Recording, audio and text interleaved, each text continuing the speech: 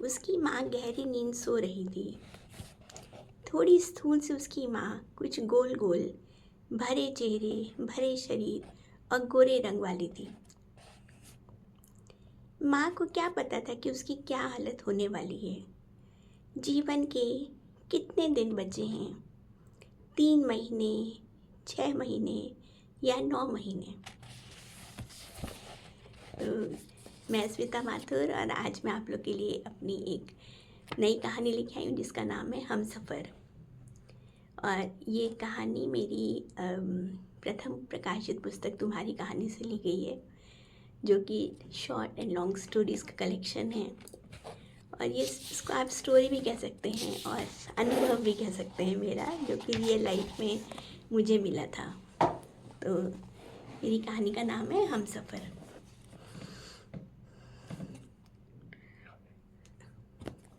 वह अगस्त का एक मनहूस सा दिन था। सुबह पापा का फ़ोन आया। बेटा, मम्मी की तबीयत बहुत ख़राब है, अगर तुम आ सको तो आ जाओ। इन्होंने तुरंत तत्काल में मेरा रिजर्वेशन कराया। AC3 में 60 नंबर बर्थ मुझे मिली थी, सबसे आखिरी वाली केबिन में। वीकडे होने के कारण मुझे डिब्बा खाली सा ही पड़ा था, पूरा डब्बा। मेरे पति थोड़े चिंतातुर थे। एक तो बरसात का महीना, ऊपर से खाली डब्बा, और मेरी उम्र भी कोई खास नहीं थी। इन्होंने चार्ट में देखकर बताया, चिंता मत करो, अगले स्टेशन में एक फैमिली आएगी, मम्मी पापा और बच्ची। इसलिए तुम सेफली पहुंच जाओगे, तुमको अच्छे कंपेनियन मिल जाएंगे, अच्छे हमसफ़र मिल जाएंगे। मैं भी निश्चिंत होकर लेट गई। अब देखा जाएगा जो होगा। अपनी आध्यात्मिक किताबों में मेरा बहुत मन लगता है। मैं वही पढ़ते पढ़ते सो गई। रात 11 बजे हलचल हुई तो मेरी आँख खुली। कुछ लोग थे जो अपना सामान रख रहे थे। मैंने आधी खुली आंखों से देखा, एक दुबली पतली यंग लड़की थी जो अपनी मम्मी पापा की चादरें और कंबल बिछा रही थी। मम्मी तुम ठीक तो हो ना? पापा आप आराम से लेट गए ना? फिर वह लड़की हंसती हुई सी मिडिल बर्थ पर सो गई थी। सोने से पहले उसने अपनी मम्मी को चादर और कंबल बहुत प्यार से उठाया और मम्मी के चेहरे को बहुत प्यार से देर तक देखती रही। तब तक उसकी निश्चल मम्मी एक भोले शिशु सी सो गई थी। सुबह उस लड़की की आवाज़ से ही मेरी नींद खुली। वह बाहर वॉशरूम के पास खड़े होकर किसी से फ़ोन पर बात कर रही थी। हाँ भैया, मम्मा के सारे चेकअप करा दिए हैं। हाँ, अब उसे लखनऊ के PGI हॉस्पिटल में दिखाना है। हाँ हाँ, कोई दिक्कत नहीं है, हम दिखा लेंगे। नहीं नहीं, पापा की चिंता मत करो, मैं उनको संभाल लूँगी। उसने एक फ़ोन बंद किया, तब तक दूसरा फ़ोन घनघना उठा। हाँ मामा जी, मम्मी को बॉम्बे में टाटा मेमोरियल में दिखा दिया है। हाँ हाँ, लखनऊ लेकर जा रहे हैं, वहाँ उनकी कीमियोथेरेपी होगी। उसने फिर अंदर आकर चिंतातुर निगाह से माँ को देखा। वह निश्चिंत होकर सो रही थी। नींद में पता नहीं वो कौन सा मीठा ख्वाब देख रही थी। उसकी बिटिया फिर प्यार से उनको देख रही थी और खुद खिड़की के पास बैठकर बाहर देखने लगी। गहरी नींद में सो रही थोड़ी स्थूल से उसकी माँ, कुछ गोल गोल, भरे चेहरे और भरे शरीर और गोरे रंग वाली थी। चेहरे पर भोली स्मित और गहरी गुलाबी साड़ी। उसे ज़रा भी अंदाज़ा नहीं था कि वह किस भयानक पीड़ा से गुजरने वाली है। जब वह थोड़ी देर के लिए टॉयलेट गई, तब मैंने उसकी बेटी से पूछा, आपकी मम्मी को क्या हुआ है? आंटी, कैंसर है। मेरी आंखें दुख और आश्चर्य से फैल गईं। आंटी सेकंड स्टेज पर है, लेकिन डॉक्टरों ने इनको बताने के लिए मना किया है। पता लगने पर मरीज़ का मॉरल डाउन हो जाता है, तो रिकवर करना मुश्किल होता है। उसकी बातें सुनकर और उसके मेडिकल टर्म सुनकर लग रहा था कि शायद वह डॉक्टर है। मैं आश्चर्य से उसको देख रही थी, कैसे मुस्कुराते हुए मुझे वह बता रही थी। वह लंबी पतली और हल्के गेहुए रंग की, हंसी तो एक गाल पर गड्ढा डिम्पल पड़ता। घर में सबसे छोटी होने के कारण माता पिता बुढ़ापे की ओर बढ़ रहे थे। 2 बड़े भाई थे जो अपनी अपनी नौकरी और पढ़ाई में व्यस्त थे। माँ बाप की देखरेख करने के लिए वही रह गई थी। आयुर्वेदिक फाइनल ईयर में होने के कारण उसमें मेडिकल स्टूडेंट जैसा कॉन्फिडेंस था। मेडिकल स्टूडेंट थी आयुर्वेद की। बेटा, तुम्हारे बड़े भाइयों की शादी हो गई? नहीं आंटी, बड़े भैया की तय हो गई थी, लेकिन माँ की बीमारी के कारण पोस्टपोन कर दिया है। फिर वह चुप हो गई और दूर खिड़की के बाहर देखने लगी। उनको यूट्रस के माउथ का कैंसर था। यूट्रस रिमूव करने से भी कोई लाभ नहीं था, अतः उनकी कीमियोथेरेपी ही होनी थी। कीमियोथेरेपी की भयानकता मेरी आंखों के सामने घूमने लगी।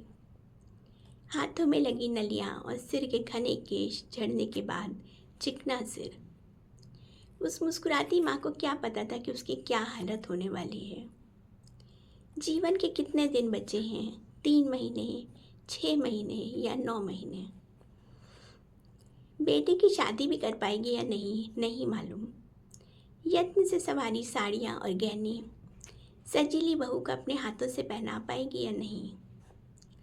पायल झनकाती बहू के गृह प्रवेश और बिटिया को सजा संवार कर विदा करने की कल्पना कहीं कल्पना ही ना रह जाए।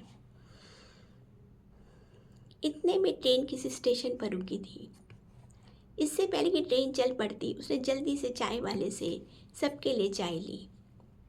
सोते हुए पिता को जगाकर उन्हें चाय दी। माँ भी चाय के साथ बड़े चाव से बेटी द्वारा खिलाए बिस्किट खा रही थी और खिड़की के बाहर दौड़ते से लग रहे खेतों और पेड़ों को देख रही थी। बाद में थोड़ी ना नकुर करके अपनी सब दवाइयाँ भी खा ली थी। वह भोली प्यारी सी लड़की मुझे बहुत अच्छी लगी, जो इसीलिए उदास नहीं हो सकती थी कि कहीं उसकी माँ को उसकी बीमारी की गंभीरता का पता न लग जाए। वह हंस रही थी और माँ को भी हंसा रही थी। कभी उसके सिर पर हाथ फेरती और कभी उसके माथे को चूमती। उसे देखकर मुझे अपनी बेटी की याद आने लगी। बेटियाँ होती ही ऐसी हैं, जो माँ का हर दुख दर्द समझती हैं। वह माँ को ऐसे प्यार से देख रही थी जैसे अपनी बहुत प्यारी वस्तु जिसके खोने का डर हो। कभी कभी पिता और बेटी एक दूसरे को दुख भरी निगाह से देख लेते। उसके सामने मुझे अपना दुख बहुत ही कम लगा। अगर मेरी 74 वर्ष की मम्मी बीमार भी हैं तो कोई बात नहीं। सब जिम्मेदारियां पूरी करके और सारे सुख उठा कर ही वह इस कगार पर पहुंची ही। मैंने उसका फ़ोन नंबर लिया, उसको सांत्वना दी और प्यार से उसके हाथों को थपथपाया।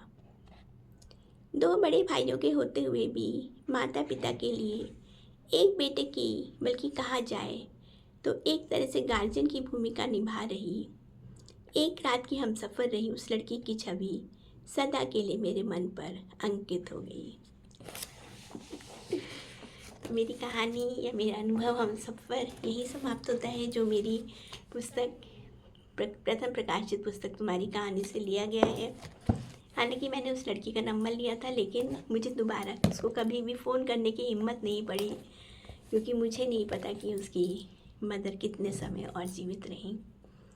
और आज जो हमारे समाज में देख रहे हैं हम, चल रहा है, उसमें बहुत सारी महिलाएं और बहुत से पुरुष जो हैं वो कैंसर के शिकार हैं, और अक्सर बड़ी उम्र में, अधेड़ अवस्था में या और बड़ी उम्र में उनको पता चलता है कि उन्हें कैंसर है। और कैंसर एक ऐसी बीमारी है जिसका जनरली सबको पता है कि पूरा इलाज होने के बाद भी पेशेंट को नहीं बचा पाते हैं, लेकिन घर वाले प्रेमवश और कर्तव्यवश पूरा इलाज कराते हैं। मरीज़ को भी काफ़ी पीड़ा झेलनी पड़ती है। कई बार कीमोथेरेपी के बाद में उनके बाल भी झड़ जाते हैं, जो कि साइकोलॉजिकली काफ़ी असर करते हैं पेशेंट के ऊपर। लेकिन कुछ कह नहीं सकते, जब तक जान है तब तक आस है, इसलिए लोग कराते हैं। तो बस मुझे इस बच्ची से ये प्रेरणा मिली कि उसने कितना हंसते हुए वो अपनी जिम्मेदारियों को पूरा कर रही थी। 2 भाइयों के होते हुए भी उसने माता पिता दोनों की जिम्मेदारी अपने ऊपर लेके रखी थी, और इतनी खुश लग रही थी कि उसकी माँ समझ ही नहीं सकती थी कि उन्हें कितनी सीरियस प्रॉब्लम है।